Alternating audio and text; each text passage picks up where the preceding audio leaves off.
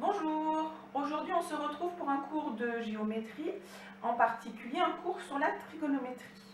Alors, tout d'abord, la trigonométrie s'applique dans un triangle rectangle afin de déterminer une longueur ou un angle. Donc, je vais dessiner un triangle rectangle au tableau.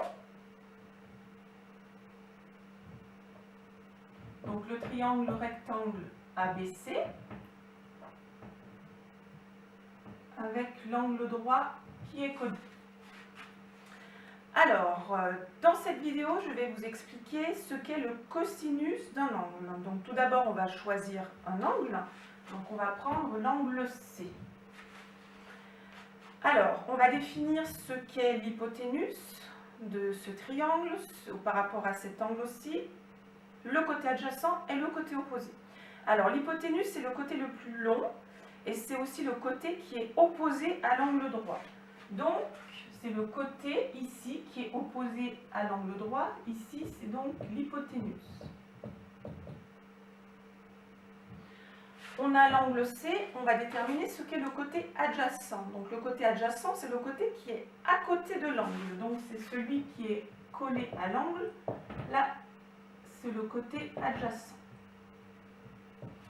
Le côté opposé à l'angle, c'est celui qui se trouve en face de l'angle C, c'est-à-dire le côté AB. Alors maintenant, on va pouvoir définir ce qu'est le cosinus d'un angle. Donc je vais d'abord écrire la définition du cosinus de l'angle C. C'est donc la longueur du côté adjacent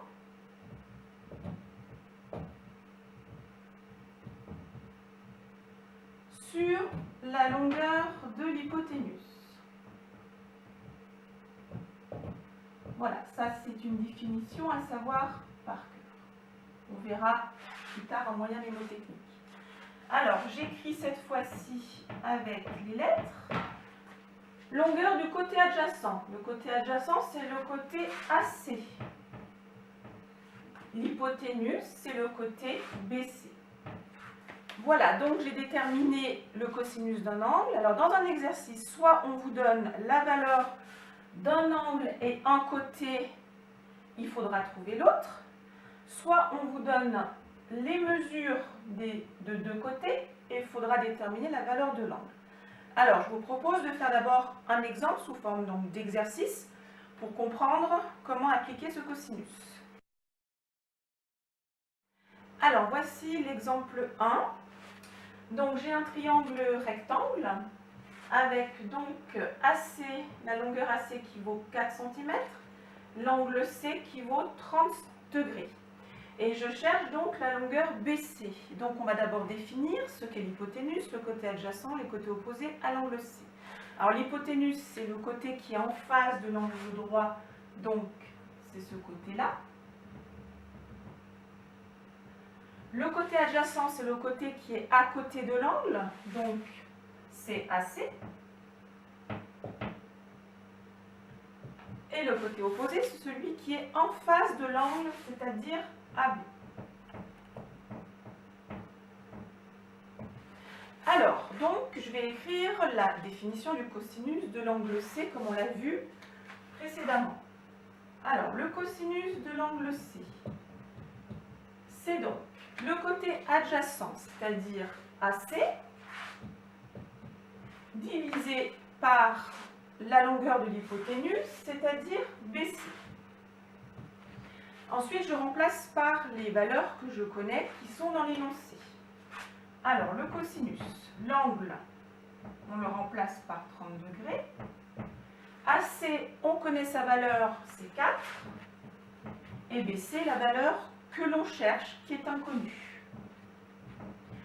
Alors, pour résoudre cette équation, on va appliquer le produit en croix, qui est quand même plus simple. Donc, on va diviser le cosinus par 1, puisque cosinus de 30 divisé par 1 égale cosinus de 30, et on écrit de l'autre côté la fraction 4 divisé par BC. Alors, le produit en croix, on croise donc les nombres que l'on connaît, et on multiplie. Donc, ça va faire 1 fois 4, et on divise par la troisième valeur. Donc, BC égale 4 fois 1 divisé par cosinus de 30 degrés. Alors là, sur la calculatrice, il suffit d'effectuer 4 fois 1 divisé par cosinus 30. Il faut simplement bien vérifier qu'elle est en degrés et pas en radians. Voilà. Donc du coup, la valeur que l'on trouve au centième près, donc c'est environ égal 4,62 cm. Et là, donc, on vient de trouver la valeur du côté BC, c'est-à-dire l'hypoténuse que l'on cherchait au départ. Alors, voici le deuxième exemple qui va permettre de calculer un angle. Entre autres, ici, la valeur de l'angle C dans ce triangle rectangle ABC. La longueur AC mesure 40 cm, la longueur BC mesure 60 cm. Donc je repère tout d'abord par rapport à cet angle le côté adjacent, le côté opposé et l'hypoténuse. L'hypoténuse, donc, c'est le côté qui est en face de l'angle droit. Le côté adjacent, celui qui est à côté de l'angle C. Et le côté opposé, celui qui est en face de l'angle C. J'écris de nouveau donc la formule du cosinus de l'angle C, que qu'on connaît maintenant. Alors, c'est donc la longueur du côté adjacent, c'est-à-dire AC, sur l'hypoténuse BC. Je remplace par les valeurs que je connais. Donc, la valeur que je ne connais pas, c'est la valeur de l'angle cette fois-ci. Donc, j'écris cosinus de C, puisque je ne connais pas cet angle, et je remplace les deux longueurs par leur valeur. AC est donc égal à 40. BC est égal à 60.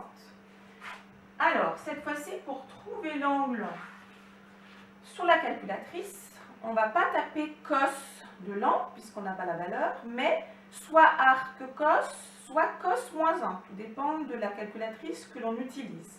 Donc, une fois qu'on a tapé arc cos ou cos moins 1, de 40 divisé par 60, on va trouver un angle au degré près de 48 degrés. Voilà le résultat de l'exercice quand on cherche donc l'angle C.